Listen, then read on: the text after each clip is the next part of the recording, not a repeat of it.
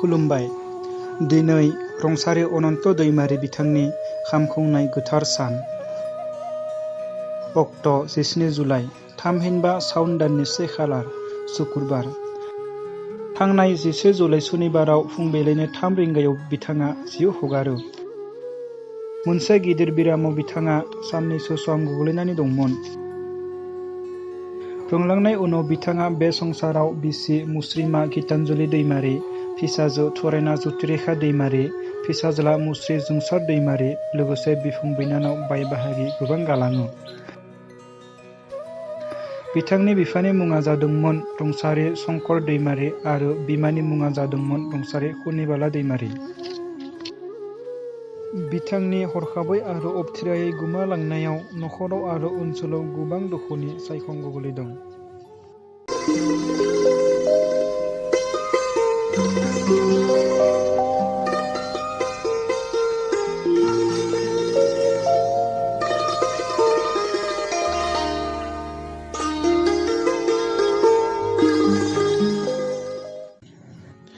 दिनै बिथांनि गोसोखांथायाव रिंगुदामसा आफादनि आफादगिरि मानाव गेदेर मुस्रि अजय कुमार बर'आ दुखु फोरमायनाय रादाब हरदों।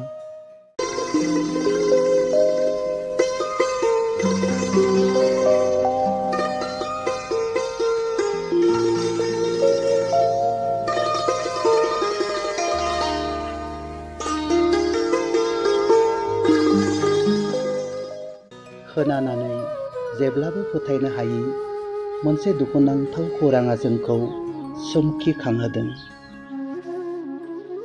फंबाय मोदानसा दैमारिया फोरमायहरबाय दादाया गैलिया होननानै। फोथायनो हायि जादों, नाथाय बेनो सैथो।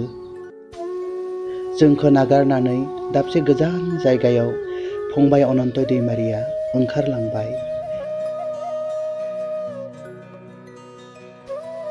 बेखौ जों मोननो हास्थायब्लाबो मोननाय नंलिया। थालांबायल' बिनि मोजोमसे गोसोखां। रुंलांनाय फंबाय अनन्त दैमारिनि जिउमाया जेरावखि थाया मानो आलो गोजोनै थानो जायगा मोनथों, बेखौनो जों बयबो आफा बोराइ बाथौनियाव आरज गाबहरदों। बिथांनि गोसोखांथायाव मानाव गेदेर मुस्रि सुभाष दैमारी बिथाङाबो दुखु फोरमायनाय रादाब हरदों।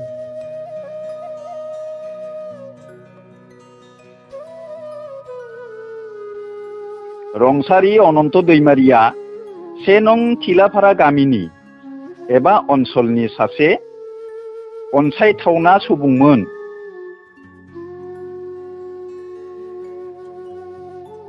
मोनसे समाव बिथाङा गामिनि नेहाथारिनि बिबान लानानै गामिखौ मोजाङै दैदेनलांदोंमोन। बिथाङा सासे मोजां आर्टिस्टबोमोन।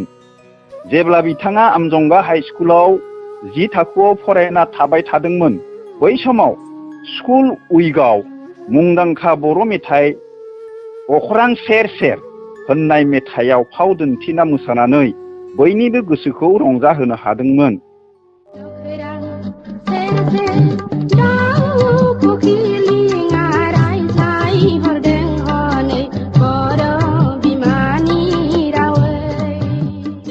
बिबा नङा, बर'नि आंगो फोरबो बैसागु बोथोराव बिथाङा बोराय बुरै सेंग्रा सिख्ला बयजोंबो रंजा बाजा ज'यै बैसागु खुंनायाव बाहागो लाबोदोंमोन। बिथाङा हारिमु सिबिसुला नखराव जोनोम मोनदोंमोन। बिथांनि बिमा बिफा सानैबो आर्टिस्टमोन। गुरुआ मुनुफारा थिलाफारा गामिनिनो रुंसारि उपेन दैमारीमोन।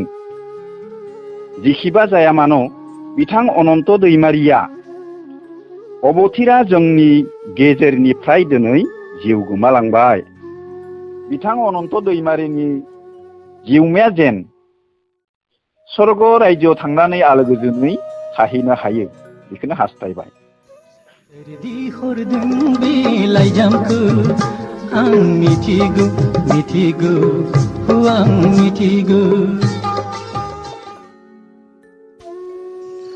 मानाव गेदेर मनरन्जन दैमारी बिथाङाबो अनन्त दैमारी बिथांनि गोसोखांथायाव दुखु फोरमायनाय रादाब हरदों। अनन्त दैमारी बिथाङा सेंग्रा समनिफ्रायनो सासे आखा-फाखा मोसागिरिमोन। मुनुगरा रिंगु दामसा ख्रिस्टि आफादाव थानानै सरकारि प्रग्रामाव मोजाङै मोसानानै दिन्थिफुंनो हानाय सासे सोद्रोमामोन।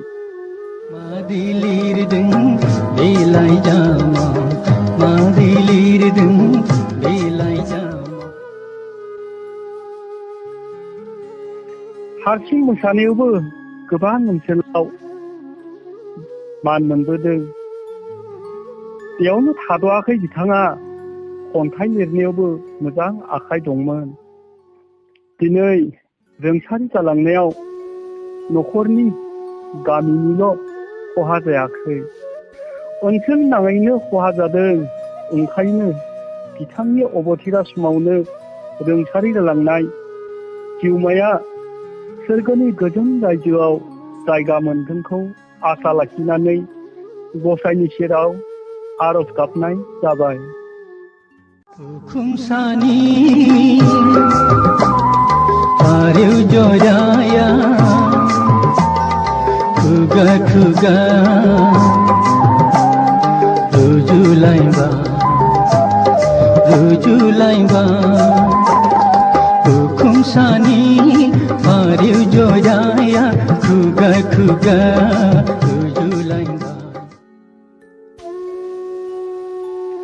दुखुथिया नखरनि जानानै मुस्रिमा गीतांजलि दैमारी बिसि, थरायना ज्योतिरेखा दैमारी फिसाजो, मुस्रि जुंसार दैमारी फिसाज्ला, देवाली दैमारी बिब', थानेश्वर दैमारी बिगुमै, जमुना दैमारी बिब', रंसारि जयन्त दैमारी बिदा, गंगा दैमारी बिनानाव, कुमुद हाज'वारी बैनाय, मुदानसा दैमारी फंबाय, रेखा दैमारी बेवाइ, प्रसान्त दैमारी फंबाय, जेरबिना दैमारी बेवाइ, लोगोसे लिन्दा, सानु, मृदुल, सन्जीब, अनिता, अनसुला, असमी, पृथ्वीराज, कपि, बिनिता, अरुप, नजरस्री, बैसुमति आरो जथुम्मा।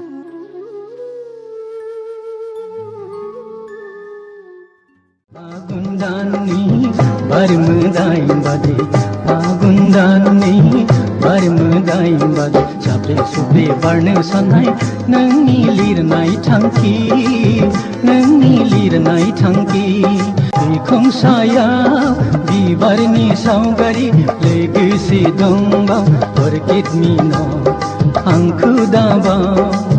बेवहायनो लिरनाय नोंनि सोलो, बेवहायनो लिरनाय नोंनि सोलो। जुदि बिदा मिन्थिखाबाय नोंनि लिरनाय थांखि, नोंनि लिरनाय थांखि।